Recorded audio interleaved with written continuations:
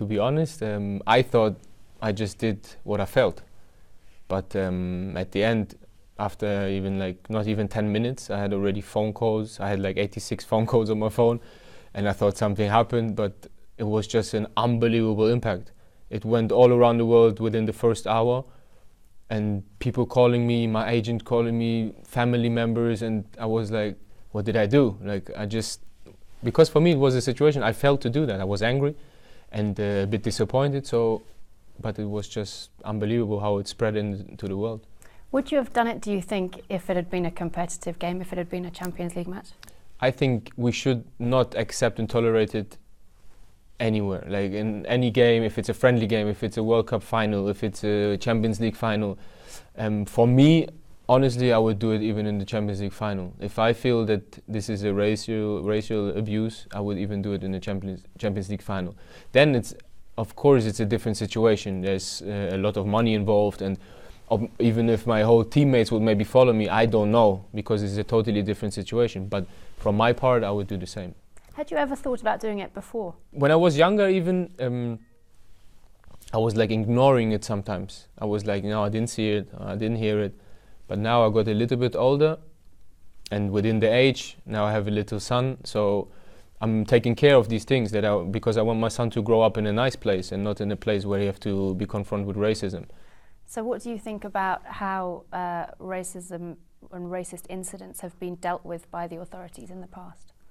And I have to be honest, I even thought that, maybe it's never going to change. Maybe they will not ever do enough to fight against it. But now, the youngest example what we saw is I think they're doing much better.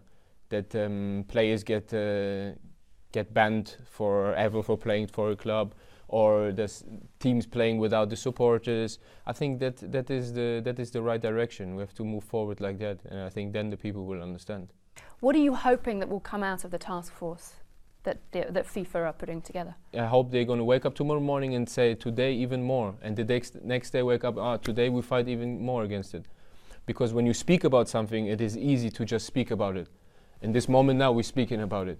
But to wake up tomorrow morning and to do something, that's a different thing. If you were in charge of the task force and could put in some rules and regulations and sanctions, what would you like to see put in place? I would give all the power to the referees. And I would even go so far to say, whatever, if you hear a little bit and you hear it again, stop the game, because that's the only way I think you can make this voice silent. That's the only way. I think I would put more power and even maybe put people in the stadium, maybe sit some people in the crowd that they can hear and see maybe that it's racial or that it's very aggressive even sometimes. I think maybe just put them around and let them hear, and then let them say and tell what they heard. Would you be able to share a dressing room with somebody who you knew had made racist comments? No, impossible. And I think that would not happen. If I know this person, no, I wouldn't do that. I'm going to end on a positive note. How confident are you that with the momentum behind this movement as it is now, things can change for the better? They will change. I'm very positive about that. We can see the changement already, and I would tell to you and to everybody, it's going to even be more harder.